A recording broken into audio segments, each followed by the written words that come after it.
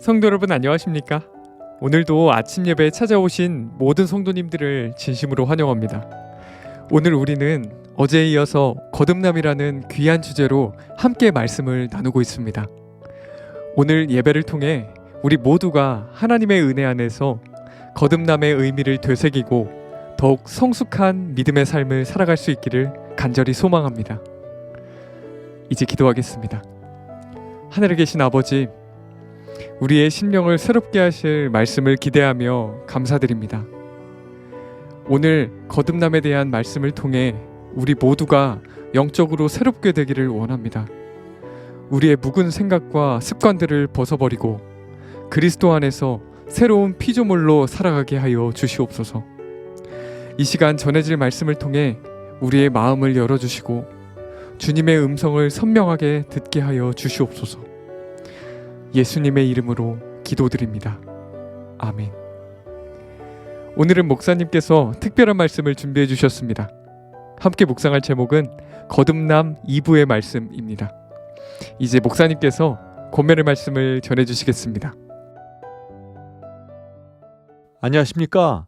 오늘도 거듭남에 대한 말씀을 이어가겠습니다. 바울은 믿음으로 의롭게 된다고 했습니다. 그것이 무슨 뜻일까요? 주님을 믿으면 주님을 대적하지 않고 주님과 화평하게 됩니다. 주님을 믿으면 주님을 따르게 됩니다. 주님을 믿으면 주님의 뜻대로 살게 됩니다. 로마서 5장 1절입니다. 우리가 믿음으로 의롭다 하심을 얻었은즉, 거듭남을 말하는 것이죠. 칭의입니다. 믿음으로 의롭다 하심을 얻었은즉 우리 주 예수 그리스도로 말미암아 하나님으로 더불어 화평을 누리자. 믿음으로 의롭게 되면 어떤 일이 생깁니까? 죄에 붙잡혀 있던 사람이 죄에서 풀려나게 되는 것입니다. 새 마음을 받는 것입니다. 그래서 하나님과 화평하게 되는 것입니다. 육신의 마음으로는 화평이 안 돼요. 새 마음을 받아야 됩니까? 어떻게 새 마음을 받습니까? 죄를 용서받은 기쁨과 감사와 충성이 있기 때문에 새 마음입니다. 성도 여러분, 하나님과 화평한다는 것이 무슨 뜻입니까? 하나님과 대적하지 않는다는 것입니다. 하나님의 뜻과 하나님의 말씀과 하나님의 계명과 대적하지 않는 것입니다. 하나님의 뜻을 살피면서 그 뜻대로 살기 원합니다. 주여 인도해 주시옵소서. 이것이 거듭남입니다. 성령의 역사로 우리의 마음이 거듭나면 우리의 의도와 동기와 목적과 인생을 살아가는 이유와 목적이 새롭게 되고, 그래서 그 결과로 성품으로 나타나게 된다. 그것이 변화이다. 바울은 그 변화를 가르쳐서 예수의 마음을 품었다고 말하는 것입니다. 빌립보서 2장 5절입니다. 너희 안에 이 마음을 품으라. 곧 그리스도 예수의 마음이니. 성도 여러분, 거듭남이 무엇입니까? 예수의 마음을 품는 것입니다. 그래서 거듭난 성도에게는 예수님의 뜻이 세워지고 예수님을 따르게 되고 예수님을 위해서 살게 되는 것입니다. 예수님의 마음을 품었으니까 말이죠. 성도 여러분, 오늘 제 말씀을 들을 때 어렵다라는 느낌이 드십니까? 성경이 말하는 진짜 의의 경험을 바라봐야 합니다. 기도하셔야 됩니다. 그래야 성령의 인도하심을 받습니다. 여러분이 갖고 있는, 우리 모두 갖고 있는 이 부족한 경험에 만족하면 안 되는 것입니다. 성경과 나의 어떤 차이가 있는지 살펴야 돼요. 성경의 진리로 구원받는 것이 내 경험과 내 확신으로 구원받는 게 아닙니다. 많은 분들이 신앙이 무엇인지 오해합니다. 참 신실하게 살려고 하는 것은 좋은데 죄 안 짓고 쇠 속에 빠지지 않고 엄격하게 원칙을 지키는 것, 이것이 신앙이라고 오해합니다. 이것은 신앙이 아니라 신앙의 일부죠. 어떤 분들은 더 나가서 죄를 안 지으려고 교회 생활도 싫다고 해요. 교회 나가면 사람들한테 보면서 자꾸 죄를 짓는다는 것입니다.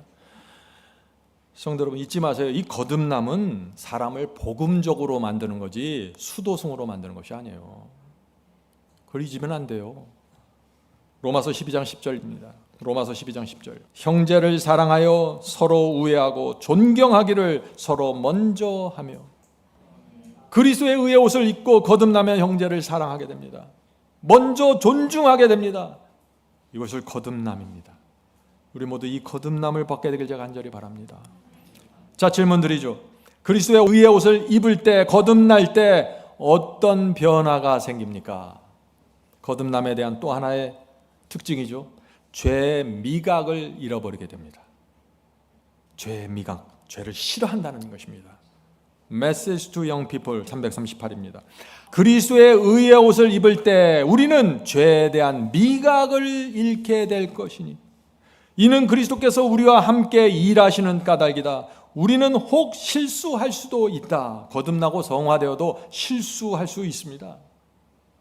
어떤 분들은 이 실수도 죄라고 생각해서 자꾸 낭망하는데 오해입니다. 죄가 무엇입니까? 실수가 아니라 knowingly, willingly, 알면서 의도적으로 하나님의 뜻을 외면하고 성령을 알면서 대적하는 것입니다. 모르고 실수해서 지옥 가는 사람은 단 한 사람도 없을 것입니다. 모든 사람은 알면서 자기의 선택과 결정에 의해서 지옥에 들어가게 되는 것입니다. 계속해서 보죠. 우리는 혹 실수할 수도 있다. 그러나 우리는 하나님의 아들로 하여금 질고를 당케 한 죄를 미워할 것이다. 거듭난 사람의 특징이 무엇입니까? 죄를 미워하는 것입니다. 실수할 수 있어요. 그러나 죄를 철저하게 미워합니다.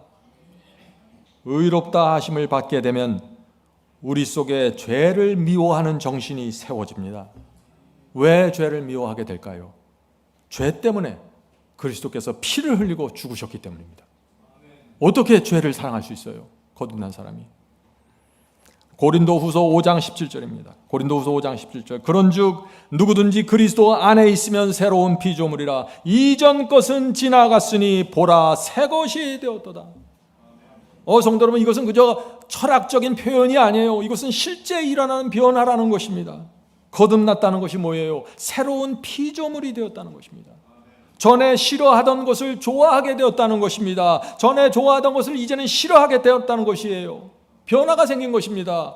전에 하던 내 생각, 내 스타일대로 했는데 전에는 내 생각, 내 스타일대로 했어요. 뭘 하든지 교회 일을 하든지 직장 일을 하든지 전부 내 생각이에요. 그런데 이제는 무엇을 하든지 하나님의 뜻과 마음을 먼저 살피는 것입니다.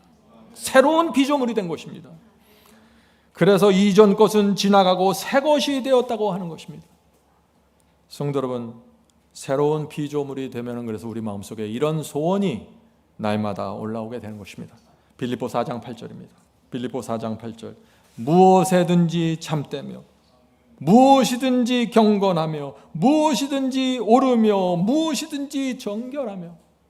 우리는 부족합니다. 그런데 거듭나고 새로운 피조물이 되면 이런 소원이 항상 있다는 것입니다. 무엇이든지 정결하며 무엇이든지 사랑할 만하며 무엇이든지 칭찬할 만하며 무슨 덕이 있든지 무슨 기림이 있든지 이것들을 생각하라. 성도 여러분, 이 악한 세상에서 어떻게 이런 마음을 갖고 살 수 있을까요? 아침마다 번제단에 가야 합니다. 아침마다 나를 위해 흘리신 그리스도의 피를 묵상해야 합니다. 아침마다 하늘 본향을 바라보아야 합니다. 아침마다 새 마음, 새 정서를 달라고 기도해야 합니다. 아침마다 새로운 부부관계, 새로운 가족관계, 새로운 교회 생활을 달라고 기도해야 하는 것입니다. 이것이 신앙하는 방법입니다. 성도는 오늘날 교회에서 하는 그런 통속적인 신앙으로, 그런 신앙으로는 오늘날 교회에서 돌아다니는 일반적인 그런 마인드로는 이 거듭남을 이해할 수 없습니다. 성경의 진리로 정확하게 들어오셔야 됩니다. 질문 드립니다. 성령의 역사로 마음이 거듭나고 새로운 피조물이 될 때 실제적으로 어떤 변화가 생깁니까? 계속해서 같은 질문을 던지죠. 마라나타 237페이지입니다. 혈과 육으로 태어난 옛 몸은 하나님의 왕국을 유업으로 받을 수 없다. 혈과 육으로 부모로부터 받은 본성 그것 자체로는 하나님의 왕국을 받을 수 없다는 것이죠. 그래서 거듭남이 필요하다는 것입니다. 옛 습관과 유전적으로 이어받은 성향들은 포기되어야 한다. 거듭남이 무엇입니까? 옛 습관과 옛 생애를 포기하는 것입니다. 새로운 출생, 거듭남은 새로운 동기, 새로운 입만, 새로운 성향을 가져다 준다. 놀라운 말씀 아닙니까? 아니, 거듭나는데 입맛까지 달라진다고요? 당연하죠. 새로운 피조물이 되면은 우리 두뇌 속에서 새로운 길이 열리는 것입니다. 두뇌 세포 속에서 전기작용이 달라지는 것입니다. 진리를 향해서 말이죠. 그래서 생각이 달라지고 입맛도 달라지고 취미도 달라지고 분위기도 달라지고 입는 옷도 달라지고 다 달라지는 것입니다. 거듭남이 무엇입니까? 오랫동안 다니던 두뇌 속의 그 옛 길을 버리고 생각하는 옛 방식을 버리고 새로운 생각하는 방식, 새로운 길로 가기 시작하는 것입니다. 거듭남입니다. 그런데 이게 억지로 가는 것이 아니라 기쁨과 감사로 간다는 것입니다. 어떻게 옛 길을 버리고 새 길을 찾아갈 수 있나요? 걱정하지 마세요. 성령께서 가르쳐 주잖아요. 말씀이 가르쳐 주잖아요. 이 길로 가라, 저 길로 가라, 그거 버려라. 옛날에 하던 그거 버려야 된다, 잘못된 것이다, 다 가르쳐 주시잖아요. 계속해서 읽겠습니다. 성령에 의하여 새로운 생명을 받는 자들은 신의 성품에 참여하게 된다. 이제 여러분은 신의 성품에 참여하는 것이 무엇인지 알게 되었습니다. 신의 성품에 참여한다는 것이 무엇인가요? 말씀대로 사는데 기쁩니다. 신의 성품에 참여한 것입니다. 성령의 인도를 따라 사는 것이 기쁩니다. 신의 성품입니다. 봉사하고 섬기는 것이 기쁜가요? 신의 성품입니다. 이 땅에서 하늘 나그네로 사는 것이 기쁩니까? 신의 성품입니다.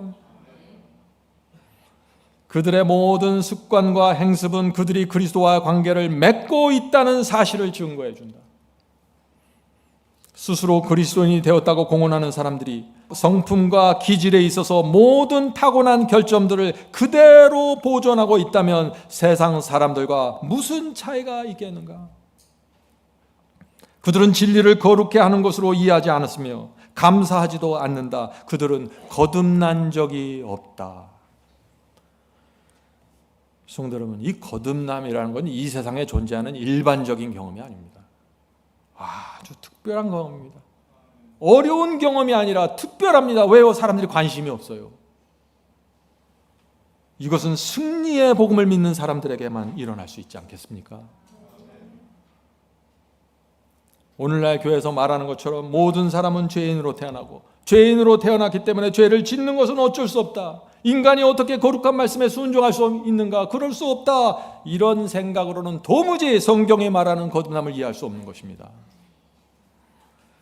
에베소서 4장 22절 27절입니다. 너희는 유혹의 욕심을 따라 썩어져가는 옛 습관을 따르는 옛 사람을 벗어버리고, 거듭나면은 주님의 뜻과 진리와 충돌되는 옛 습관들을 다 버리게 된다 하는 것이죠.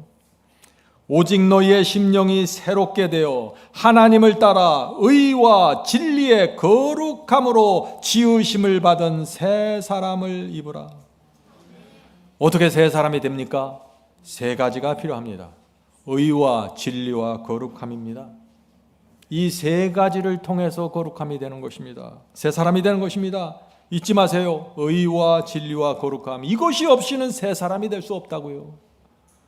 오늘 많은 사람들이 의도 무시하고 진리도 무시하고 거룩함도 무시하면서 나는 거듭났다고 주장합니다. 오해입니다. 그런 거듭남은 성경에 존재하지 않습니다. 계속해서 읽겠습니다. 그런즉 거짓을 버리고 각각 그 이웃과 더불어 참된 것을 말하라. 이는 우리가 서로 지체가 됨이라. 분을 내어도 죄를 짓지 말며 해가 지도록 분을 품지 말고 마귀에게 틈을 주지 말라. 이것이 거듭난 자의 특징입니다. 그 특징이 뭐예요? 분을 내어도 죄를 짓지 말고 해가 질 때까지 분을 품지 말고 마귀에게 틈을 주지 말라. 성도 여러분, 순간적으로 우리가 감정의 줄을 놓치고 음성이 높아질 수 있습니다. 분을 낼 수 있습니다. 그러나 거듭난 사람은 어떻게 되냐? 성령께서 오셔서 호소하실 때 굴복합니다. 그래서 그 분노와 그 원망을 계속해서 끌고 갈 수 없는 것입니다. 성령께서 양심을 괴롭히시기 때문에 죄를 끌고 갈 수 없는 것이에요. 해가 지길 때까지. 그래서 분을 내어도 해가 지기 전에 주 앞에 나가 기도하면서 내려놓게 되는 것입니다. 이것이 마귀에게 틈을 주지 않는 신앙이라고요. 질문 드립니다. 오늘 많은 사람들이 은혜로 구원받습니다 많은 말을 하죠. 저도 그 말씀을 좋아합니다. 근데 그게 정말 무슨 뜻일까요? 은혜로 구원다는 말씀의 의미가 정말 무엇입니까? 하는 질문입니다. 로마서 5장 21절. 이것이 은혜로 구원받는 경험입니다. 로마서 5장 21절. 죄가 사망 안에서 왕노릇한 것 같이 거듭나기 전에는 죄가 왕노릇합니다. 그래서 죄가 끄는 대로 내가 끌려다닙니다. 그런데 은혜도 또한 의로 말미암아 왕노릇하여 거듭나기 전에는 죄가 내 속에서 왕노릇했는데 거듭나고 나니까 은혜가 내 속에 들어와서 왕노릇한다는 것입니다. 은혜가 나를 지배하는 것입니다. 그래서 승리하게 되고 순종하게 된다 하는 것이죠. 은혜도 또한 의로 말미암아 왕노릇하여 우리 주 예수 그리스도로 말미암아 영생에 이르게 하려 함이니라. 아멘. 성도 여러분, 잊지 마세요. 은혜가 내 속에서 왕노릇해야 됩니다. 그것이 영생에 이르게 하는 것입니다. 자, 그럼 질문 드리죠. 은혜가 왕노릇한다는 것이 무슨 뜻입니까? 은혜가 내 속에서 왕노릇한다. 당자의 마음에서 은혜가 왕노릇했습니다. 삭개오의 마음에서도 은혜가 왕노릇했습니다. 옥합을 깨트린 마리아의 마음에서도 은혜가 왕노릇했습니다. 이렇게 하면 이 뜻이 분명해지죠. 은혜가 왕노릇한다는 것은 은혜가, 주님의 은혜가 내게 최고라는 것입니다. 주님의 은혜만 생각하면 이 세상이 다 헛되고 부질없게 느껴진다는 것입니다. 주님의 은혜를 생각하면 죄와 욕심이 부질없고 좁은 길을 가게 됩니다. 이것이 은혜가 왕노릇하게 되는 것이다. 이것이 거듭남이다 하는 것입니다. 바울은 은혜가 왕노릇하는 경험을 이렇게 고백했습니다. 고린도전서 2장 2절. 내가 너희 중에서 그리스도와 그의 십자가에 못 박히신 것 외에는 아무것도 알지 아니하기로 작정하였음이라. 다른 건 관심 없다는 것입니다. 하나님의 아들이 십자가에 못 박히셨는데 무엇이 중요하겠는가? 십자가 외에는 난 아무것도 알고 싶지 않다. 은혜가 왕노릇하는 심령입니다. 거듭남입니다. 마태복음 13장 44절. 마태복음 13장 44절. 주님의 말씀입니다. 천국은 마치 밭에 감추인 보화와 같으니 사람이 이를 발견한 후 숨겨두고 기뻐하여 돌아가서 자기의 소유를 다 팔아 그 밭을 사느니라. 저는 오래전에 이 말씀을 구원받으니까 억지로라도 내가 열심히 노력해서 내 소유를 다 팔아서 주님께 헌신해야지. 그게 아니죠. 뭐예요? 거듭남이 뭐예요? 기쁨으로 다 판다는 것입니다. 성도 여러분, 성경이 말하는 이 거듭남이 무엇인지 정확하게 보아야 합니다. 그래야만 그 경험을 사모하고 성령께 그 경험을 달라고 기도하게 된다는 것입니다. 그래야 우리의 마음과 성령이 하나가 돼서 역사가 되고 이루어진다 하는 것이죠. 거듭남에 대한 진리를 모르면 어떻게 될까요? 전부 내 생각이에요. 내 생각대로 신앙하고 내 생각대로 교회 다니고 내 생각대로 살아가는 것입니다. 그러면서 주님을 영접했다고 말하고 그러면서 거듭났다고 말하게 돼요. 무서운 것입니다. 그래서 진리를 정확하게 봐야 됩니다. 그리고 그 진리가 인도하는 대로 인도해 달라고 기도하세요. 이제 말씀을 마칩니다. Testimony for the Church 사권 299입니다. 바울의 성화를 말합니다. 바울의 성화가 무엇이었는가? 바울의 성화는 자아와의 끊임없는 싸움이었다. 저는 이 말씀을 읽고 얼마나 기뻤는지 몰라요. 나만 싸우는 줄 알았더니 바울도 싸웠다고요. 바울에게도 자아와의 싸움이 있었다고 지금 말하는 것이잖아요. 그는 말했다. 나는 날마다 죽노라. 바울도 날마다 죽었어요. 우리도 날마다 죽어야 할까요? 당연하죠. 우리도 날마다 자아를 십자가에 못 박아야 합니다. 그것이 거듭난 성도입니다. 거듭나기 위해서 못 박는 게 아니라 거듭난 성도들은 못 박게 된다는 것이죠. 육체에서 올라오는 바울 자신의 뜻과 소원은 날마다 의무와 하나님의 뜻과 충돌했다. 바울 마음속에서 올라오는 어떤 욕망과 어떤 소원은 때때로 하나님의 뜻과 충돌했다고요. 바울도 사람 아니에요. 그런 느낌과 그런 생각이 에베소 교회 가면 핍박받는데 이번엔 빌립보 교회 갈까? 거긴 좀 편할 텐데. 그런 생각할 수 있잖아요. 그런데 하나님께서 성령으로 계시를 보여주시고 아니야, 빌립보 교회 가. 그럼 자신의 욕망과 소원을 내려놓고 십자가에 자신을 못 박고 성령께서 인도하시는 빌립보 교회를 간다는 것입니다. 그는 죄된 본성에서 올라오는 욕망을 따르는 대신 하나님의 뜻과 충돌하는 것들을 십자가에 못 박고 하나님의 뜻을 행하였다. 아멘 아닙니까? 성도 여러분, 오해하지 마세요. 거듭났다고 해서 육체의 욕망과 잿된 본성이 완전히 사라지는 것이 아닙니다. 오늘 많은 분들이 그런 것을 희망하는데 그런 경험은 지구상에 없어요. 바울도 날마다 자신을 십자가에 못 박는 경험을 했다는 것입니다. 아무리 거듭나고 성화되어도 육체의 잿된 본성은 여전히 우리 속에 있습니다. 예수께서 재림하셔서 우리에게 영화로운 새 몸을 주실 때까지, 그날까지 육체의 본성과 싸우고 그것을 십자가에 못 박아야 된다는 것이죠.